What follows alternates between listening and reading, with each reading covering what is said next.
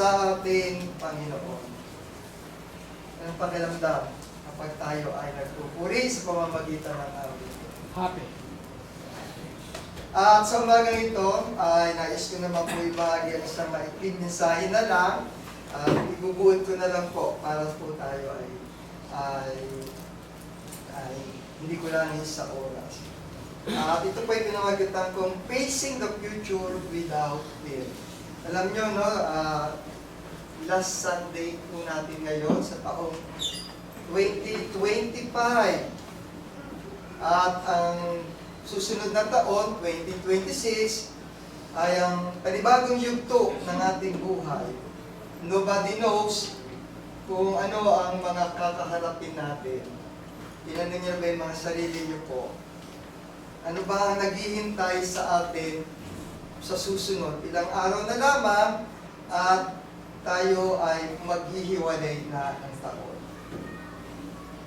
At ito po ay lagi kong madalas ay sinasabi ko sa aking puso, ito yung laban ng puso natin na kung saan ang bawat isa ay hindi mawala yung takot na bumabalot sa atin kung ano yung mangyayaring mga posible sa hinaharap.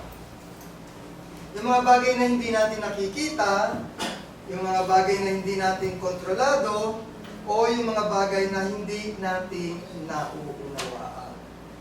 Kahit kayo ay matagal na mga mananampalataya, nandun pa rin yung takot kung ano ang maaaring mangyari sa ating pamilya, sa ating trabaho, sa ating bukas, sa ating pag-aaral, mga pag-aalala sa buhay na ito.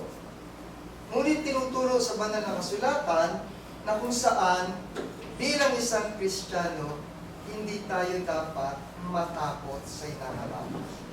Kung kaya dapat ang pagharap sa hinaharap ng walang takot ay manatili sa atin bilang mga Kristiyano. Ako nga po natatakot na ilang panahon na lang. Ang edad ko ay nandito na sa papanik. Baka bukas mangalawa, ako po ay may sakit, ako po ay wala ng trabaho, ako po ay hindi na makapagturo, at ako po ay marami. Ewan ko lang po ang kabataan. Kung may mga takot na kayo sa inyong mga buhay. Ngunit ayon sa banal na kasulatan, okay, ayon sa Mateo 28:20, na itinuturo ninyo sa kanila na kanilang ganapin ang lahat ng mga bagay na inuutos ko sa inyo at narito ako'y sumasa inyong palagi hanggang sa katapusan ng sanlibutan. Kapag ka ang ating mga pananampalataya ay mahina, napakadali bilang isang mananamba, yung madali tayong madala sa problema, sa mga nangyayari. Pero hindi ito ang dapat dating maging panuntunan sa buhay. Hindi tayo dapat na kung saan ay magkaroon ng pagkakataon ng takot sa ating mga buhay. Kung ano yung susulungin nating buhay sa mga susunod na panahon. Dahil hindi ito ang itinuturo ng banal na kasulatan.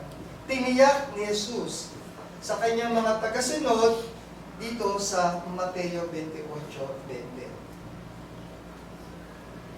Ito po ay tinuro hindi lamang sa panahon noon, bagkus ito ay hanggang sa panahon natin. Tiniyak ng ating Panginoon na lahat ay walang katiyakan sa buhay na ito. Alam niyo, ilang beses po na itinuro sa banal na kasulatan yung salitang fear not. 80 beses na binanggit sa banal na kasulatan ang salitang fear not. At 30 beses na sinabi at tinuro o nasusulat sa banal na kasulatan ang salitang be not afraid. So, malinaw po na ito ay paalala, hindi noon lamang na panahon, bagkos kahit sa ating kasalukuyang panahon. Hindi po tinuro sa banal na kasulatan na tayo ay matakot. Ang tinuro po sa banal na kasulatan ay yung fear to God. Ang tayo ay matakot sa ating Panginoon.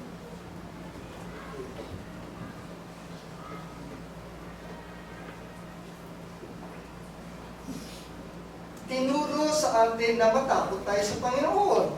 Bakit po? Sa Proverbs 14:27, ang pagkatakot sa Panginoon ay bukal ng kabuhayan upang humiwalay sa mga silo ng kamatayan. Because God holds the future. Ang Diyos lang ang may hawak ng ating mga kinabukasan. God has a plans of hope and purpose for us.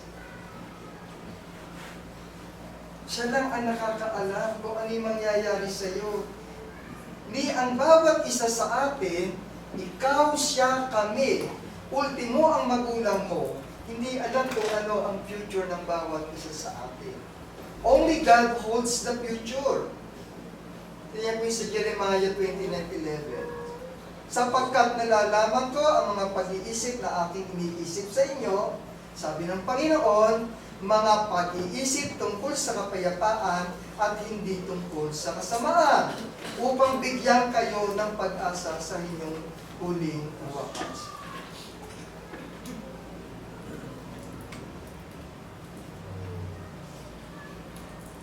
Yung pong takot sa hinaharap ay nagmumulaman yan sa feeling kapag tayo ay nakakaramdam na tayo ay nag-iisa. Nasubukan niyo ba yun? Kaya nga may salitang loneliness, aloneness. Kapag pakiramdam mo nag-iisa ka sa buhay, wala kang kasama, wala kang ang iniisip mo, may takot ka, paano kung haharapin ang isang buhay ko na to? Ano mangyayari sa akin? Pero kung alam natin na ang Panginoon ay kasama natin, na hindi tayo nag-iisa, hindi mo i-entertain ang takot sa buhay mo. Bakit po? Sa Proverbs 69, dito sinasabi, ang Diyos ang gumagabay sa ating mga hakbang. Ang puso ng tao ay kumakatha ng kanyang lakad, ngunit ang Panginoon ay nagtutuwid ng kanyang mga hakbang. Pinapayagan tayo ng Diyos na magplano para sa ating sarili. May plano ka, gusto kong maging ganito, gusto kong gawin ganito, itong plano ko sa mga anak ko. Hinahayaan niya tayong mangarap.